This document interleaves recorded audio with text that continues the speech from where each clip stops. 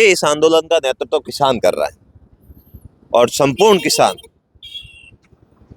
जिन्होंने बिना पार्टी के इस आंदोलन को हवा दी और हमारी पार्टी राष्ट्रीय लोकतांत्रिक पार्टी का किसानों को समर्थन है और वही समर्थन देने के लिए हम लोग जा रहे हैं। हमारी पार्टी का जन्म, हमारी पार्टी के उद्देश्य, हमारे पार्टी के जो सिद्धांत है वो किसानों के जन कल्याण के है, किसानों के हितैषी है और किसानों के लिए ही बनी है ये पार्टी।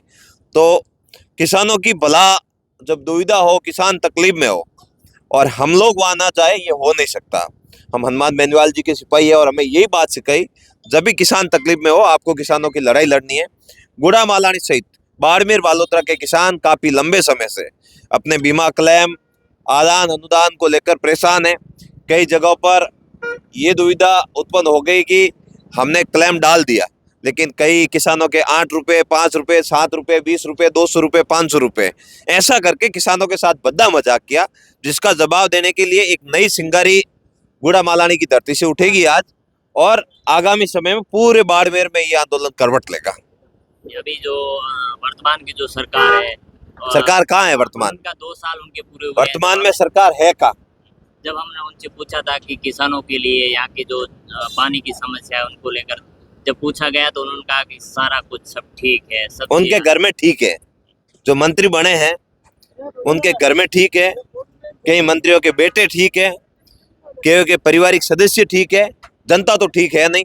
आप चले जाइए सिंदरी में पानी की क्या हालत है, किसानों की क्या हालत है, फसल बीमा क्लेम कितना आया, कौन से साल का आया, बाकी बसा वो कब आएगा, कोई जवाबदारी है क्या?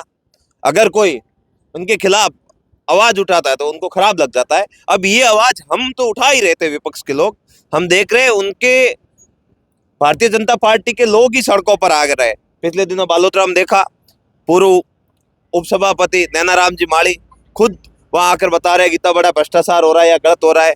गुड़ा मालानी के प्रधान साहब खुद सड़क पर आ गए कि हमें किसानों के हित की लड़ाई लड़नी है। इसी तरह हर एक अंदर ही अंदर दबी जबान में ये बोल रहा है कि ये सरकार है ही नहीं। जब हमने मंत्री जी से पूछा था बिजला राम जी को लेकर तो उन्होंने कहा कि मेरे संज्ञान में नहीं है और शायद बक्साना जो ऐसी 55 संज्ञान में उनके सब है, लेकिन जान गेले बन रहे हैं। आप समझ गए? संज्ञान में सब है। आपके पूरे प्रदेश में आप बड़ी बड़ी पंचायतियां करते हो और आपके क्षेत्र का प्रधान आप उसको खुश नहीं रख पा रहे हो, उसका काम नहीं हो रहा है, वो जनता को क्या जवाब दे? तो आखिर आदमी क्या करता है? थका आ रहा आदमी क्या करता है? यही कदम प्रधान साहब ने उठाया।